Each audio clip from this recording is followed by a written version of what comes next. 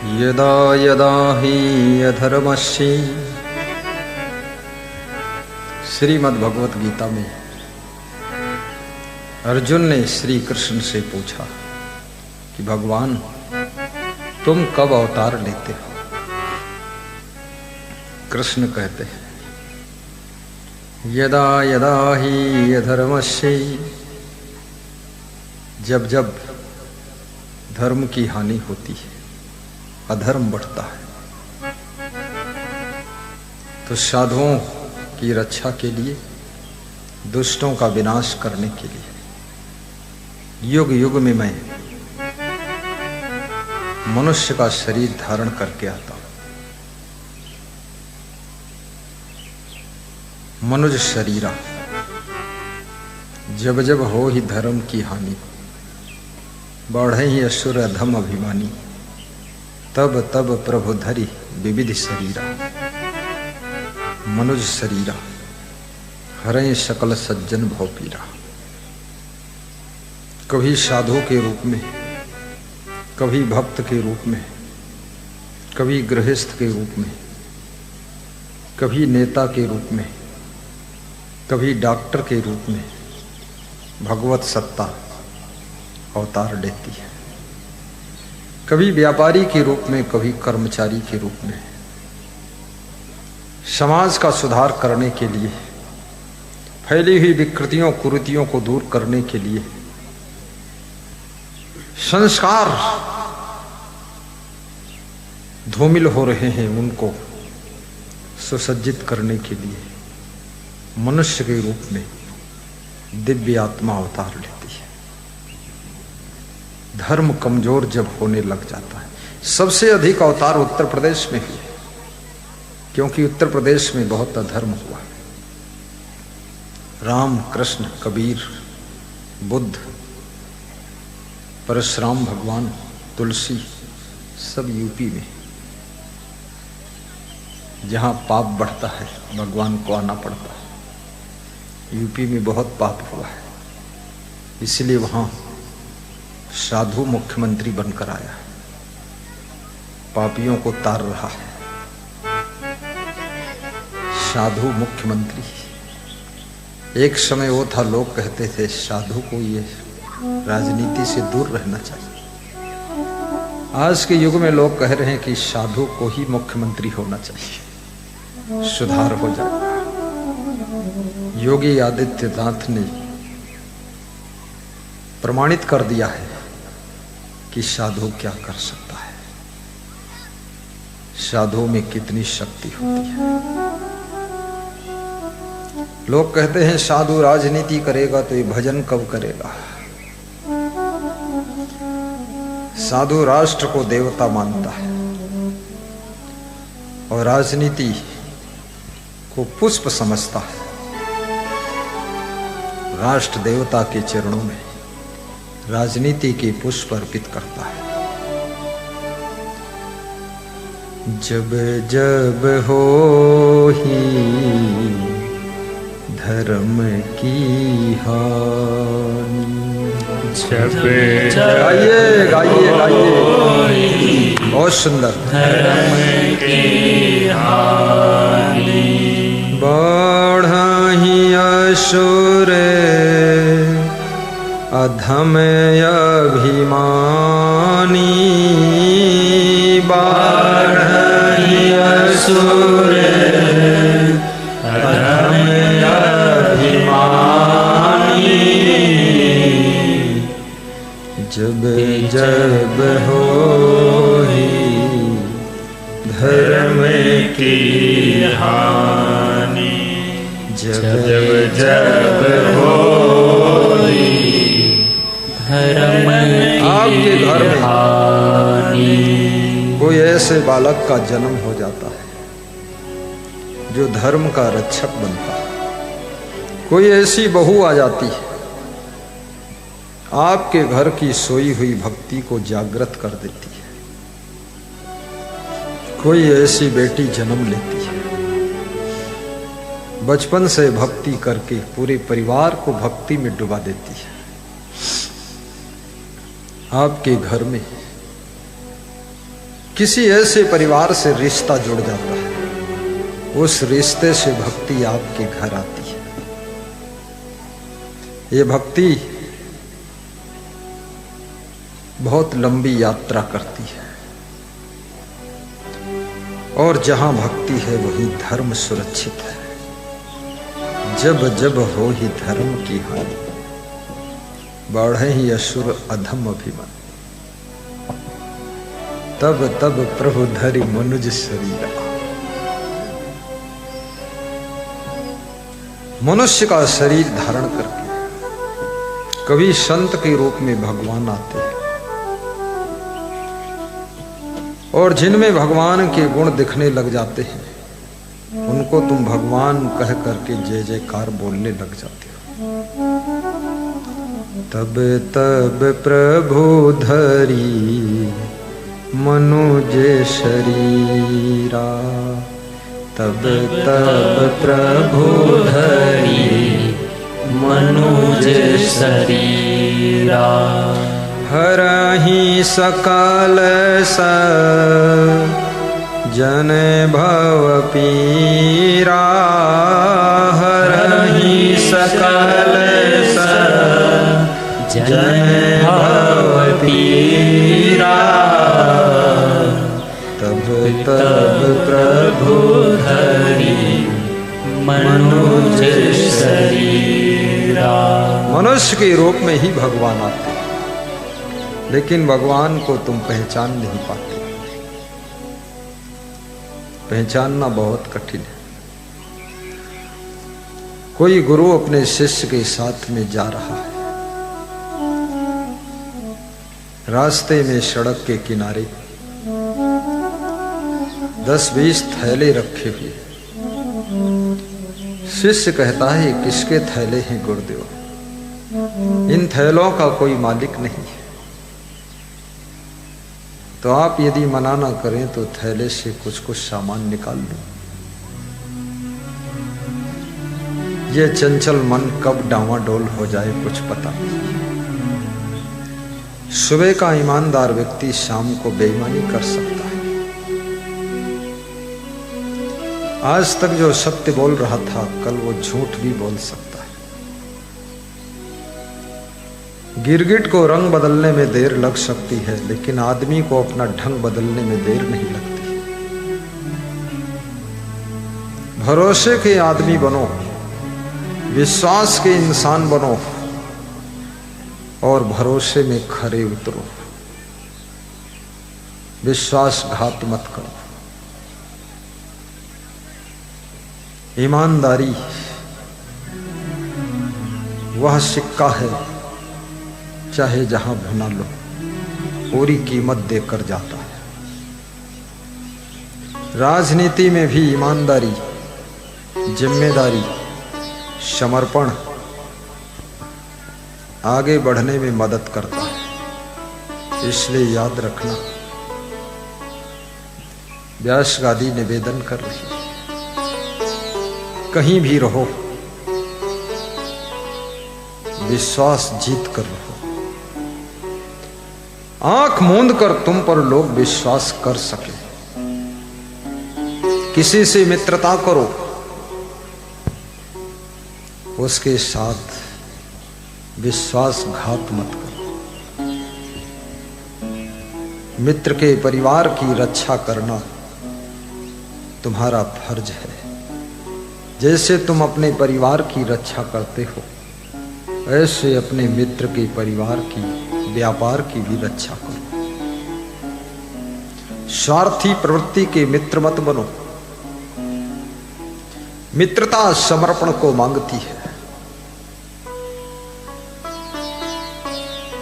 मित्र हो कम हो, लेकिन जो हो उनमें दम हो, ऐसे मित्र होना चाहिए।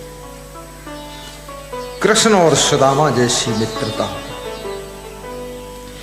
सुदामा कृष्ण को मिलने जाते हैं, पोटली में चावल ले जाते हैं। मित्र से मिलने जाओ तो कुछ भेंट भी ले जाओ। और कृष्ण चावल चबाते हैं। सुदामा चावल देने में संकोच करते हैं कि अरे भगवान को चावल क्या दो। शबरी कभी संकोच नहीं करती है, राम को बेर खिला देती है, सुदामा को संकोच। कृष्ण समझ जाते हैं, चावल की पोटली लेकर चावल चबा लेते हैं।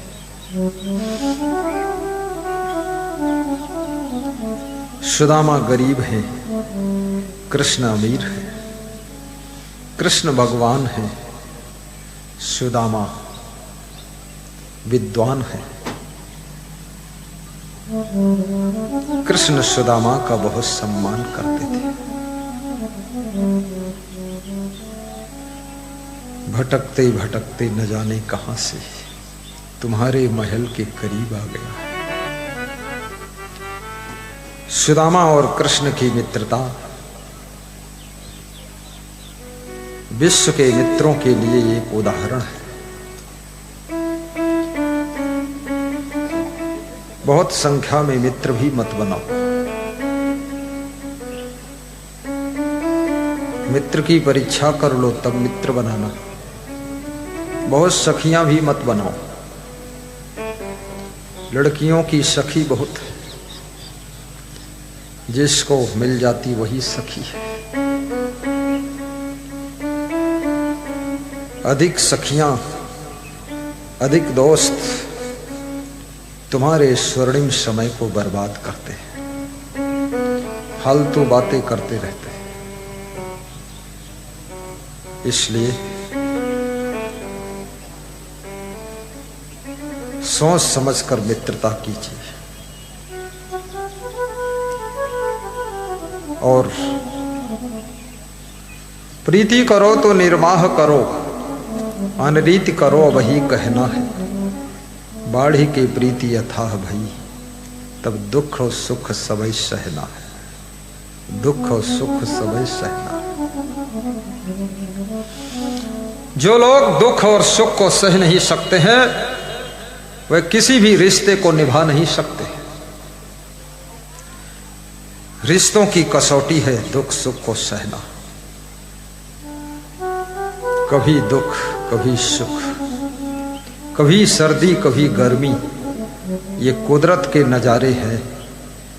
प्यासे वे भी रह जाते जो दरिया के किनारे हैं, जो दरिया के किनारे हैं, जो दरिया के किनारे हैं। गुरु कहता है इनके थैले से सामान मत निकालो बेटा, इनके थैले में 100 का नोट रख दो। लगभग 20 थैले थे, उसमें 100 का नोट रख दिया। गुरु ने कहा अब पेड़ के ऊपर चढ़ जाओ, बैठे रहो, मैं भी तेरे साथ बैठता हूं। हंसना मत, बोलना मत, बैठे रहो, देखना क्या होने वाला।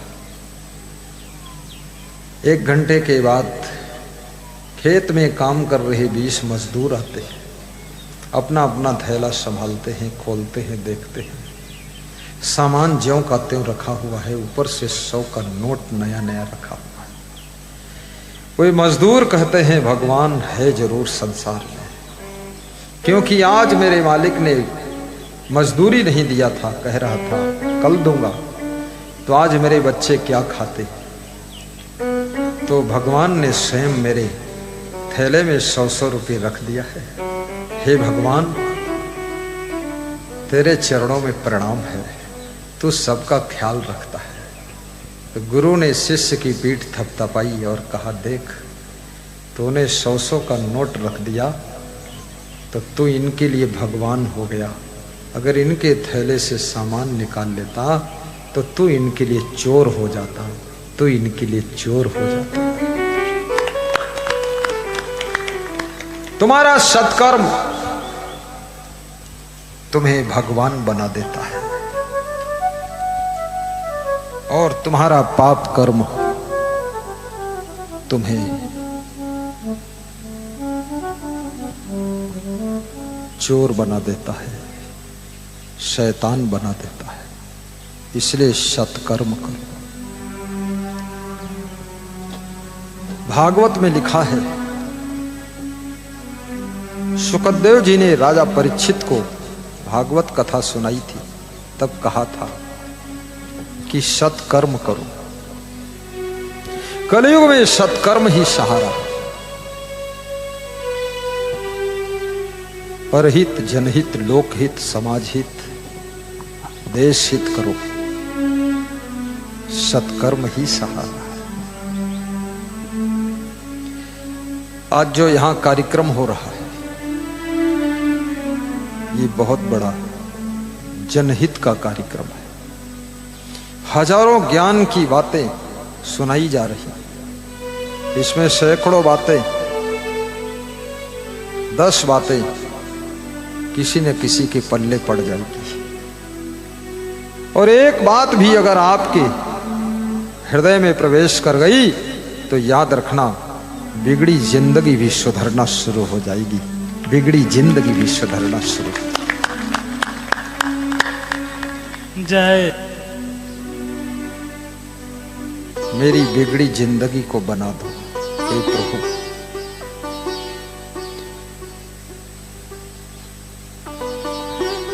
प्रभु मेरे जीवन को जीवन बना दो, जगत जाल के मन से झगड़े मिटा दो। गाइए प्रभु मेरे जीवन को जीवन बना दो, जगत जाल के मन से झगड़े मिटा दो। कहाँ तुमको ढूंढूं, कहाँ तुमको पाऊं, अपना तो मिलने का पता प्रभु बता दो। अपना तो मिलने का पता प्रभु बता दो। कहाँ तुमको ढूंढूं, कहाँ तुमको पाऊं, अपना तो मिलने का पता प्रभु बता दो। भक्त भगवान से एड्रेस पूछ रहा है कि अपना पता बता दो, आप जहां होंगे हम आ जाएंगे। लेकिन ये तो सोच लो, तुम भगवान से मिलना चाहते हो, पर भगवान से पूछ लो क्या वो तुमसे मिलना चाहता है? नहीं मिलना चाहता। उससे एड्रेस पूछ रहे हो। बड़े आदमी एड्रेस देते नहीं सबको, वहां भीड़ बहुत हो जाएगी। बड़े से भी बड़ा भगवान हो, एड्रेस क्यों देगा? लेकिन फिर भी भगवान ने उत्तर दिया है। क्या दिया? भगवान की तरफ से उत्तर आया, नहीं ढूंढने की मुझे है जरूरत, नहीं ढूंढने की मुझे है जरूरत, अपने मन को निर्मल बना दो। प्रभु मेरे जीवन को जीवन बना दो, जगत जाल के मन से झगड़े मिटा दो। प्रभु मेरे जीवन को जीवन बना दो, जगत जाल के मन से झगड़े मिटा दो। मुकेश ने बताया मुझको, सुरेश ने सुनाया, इन भक्तों को गुरुवर भंडारा भी बता दो। आज भंडारा है, नोक्ति का भंडारा, पूड़ी का भंडारा, सब्जी भी उसमें गुरु जी मिला दो। गुरु मेरे जीवन को जीवन बना दो, जगत जाल के मन से झगड़े मिटा दो। कबीर मन निर्मल भया, जैसे गंगा नीर, पाछे पाछे हरि फिरे, कहते कबीर कबीर। पाछे पाछे हरि फिरे, कहते कबीर कबीर। भगवान ने उत्तर दिया, मुझे ढूंढने की नहीं है जरूरत। आहा, लेकिन भगत कहता एड्रेस बता दो मैं आ जाऊंगा। भगवान कहता अरे मुझे ढूंढने की जरूरत नहीं है, मत ढूंढ मुझको। तो भगत ने कहा फिर क्या करूं? तो भगवान ने उत्तर दिया, फकत अपने मन को तू निर्मल बना ले। बस तू अपने मन को निर्मल बना, तो फिर मैं खुद चलाऊंगा। कैसे चलाऊंगा? कबीर मन निर्मल भया, जैसे गंगा नीर, पाछे पाछे हरि फिरे, कहत कबीर कबीर। निर्मल मन जन सो मोहि भावा, मोहि कपट छल छिद्र न भावा। निर्मल मन हो। कितने लोगों का निर्मल मन है? निर्मल मन तो दूर है, निर्मल खान पान भी नहीं है, निर्मल बोल चाल भी नहीं। भैंस का गोबर